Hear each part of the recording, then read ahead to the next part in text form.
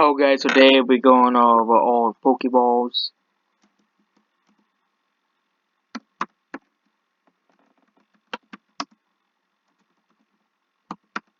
And all the Pokeballs have very different effects. Each of them do. And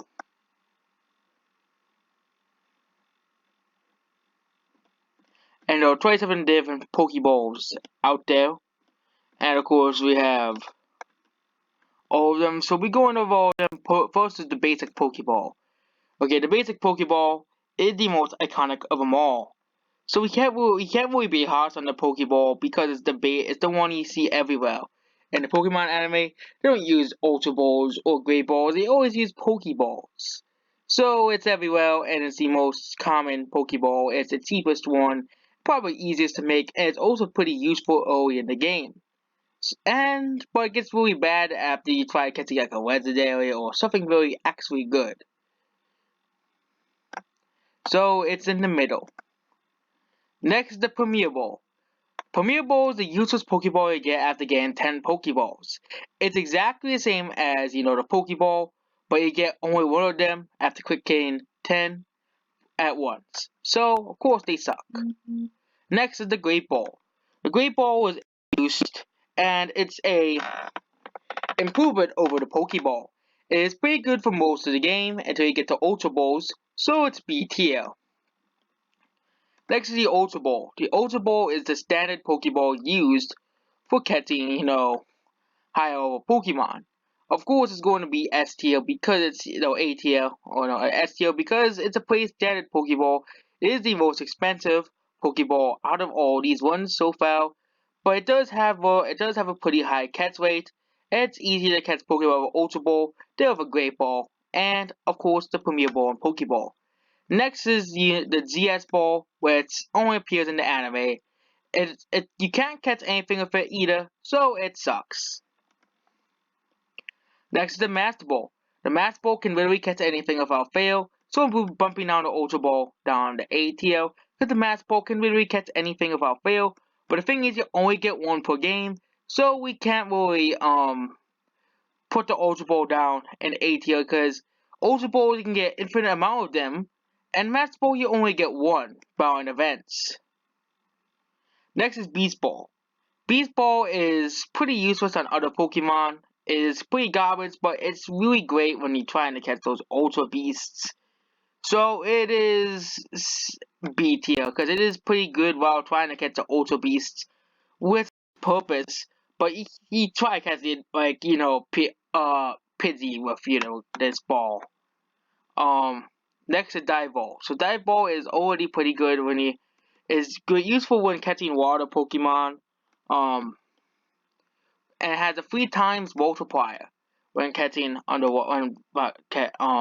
water type Pokemon. And even then, it's always 1%. And then we have easily one of the best Pokeball in the game, the Dusk Ball.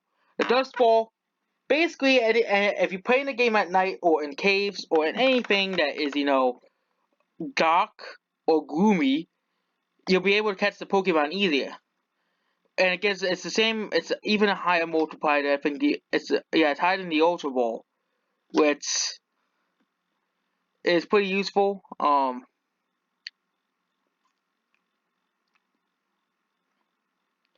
Next is the fastball. So in Hot Gold and Soul Silver and Sun and Moon, it's a speed at least 100. But which is pretty good.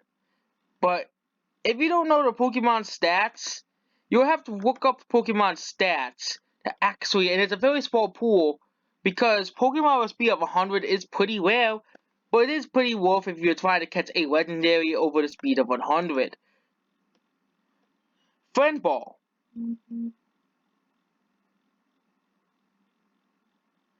So the Friend Ball helps with the, friendship. Well, basically the Luxury Ball basically does exactly the same thing, so it's in the middle. Heal Ball.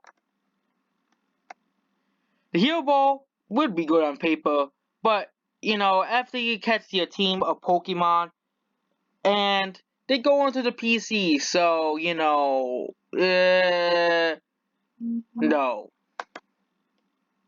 Heavy Ball. So it's able to catch Pokemon that are heavy. Yeah, with certain legendaries, it makes it easier to catch certain legendaries, like every legendary. Heavy Ball is actually one of the better Pokeballs. It is pretty great for catching the legendaries as well. Um, Next Pokeball is Roller Ball. So there's another weird ball. It's the same level or as Roller level. If the Pokemon level is higher, but then less than double bit. So if the player's Pokemon, so basically if your Pokemon, if it's pretty great for catching all the weaker Pokemon, especially if you have a level 100 Pokemon. Um, yes, the level ball is actually pretty useful. But it's not really good for catching legendaries with it. Football,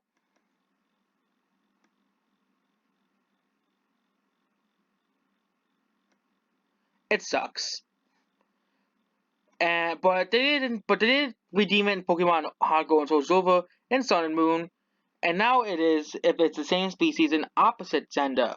But the thing is, and it is pretty useful if you're looking for if you're looking for a shiny, but it's a 50-50 chance, okay?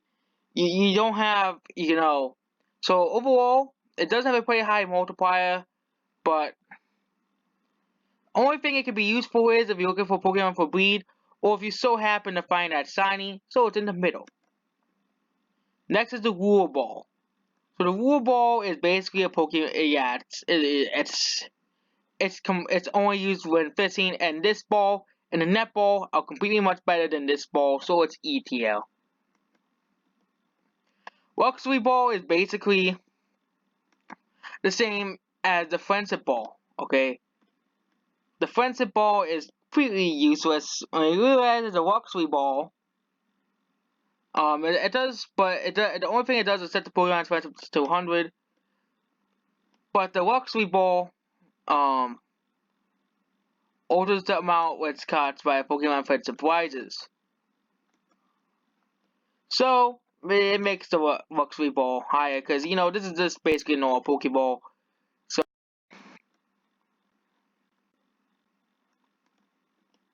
next the Moon Ball. So basically, only Pokemon that use the Moonstone. It's a very strict selection. I think there's a way to broaden the selection of Pokemon that's be used to Pokemon that can be the Dark type, and of course Lunala, which is based off the Moon. I think it's a pretty missed opportunity. Okay, so it's ETL. Nest Ball. Some people, we don't know who hates the Nest Ball. So basically, the lower the level Pokemon, the better it is. So if the Pokemon is a lower level, it is easier to catch. So basically, if you're starting hunting for Weedle or one of the Pokemon, or of course if you're looking for that glorious shiny Magikarp, this is actually a pretty useful ball for looking for these really great shiny Pokemon. Oh, but you can breed Pokemon, okay? You know, but some people just don't like breeding Pokemon. We like for some people it's like getting science the old way, old way. Next is the netball. Netball is basically the dive ball, but better. Cause but it's not just water type, it's also bug types. So you get both in, it's pretty easy, pretty great ball, cause it's pretty great for most Pokemon. Next is the quick ball. The quick ball is pretty great for trying to catch legendaries, because it's 5 times multiplier for just trying to catch a Pokemon, so it's always like, legendaries, if you really want to try to catch a legendary easy, you can just reset the game over and over and over again and try using a quick ball on it and easily catch it. With people, some people actually hate this Pokeball, but do you realize that it is actually pretty great for, shiny hunting?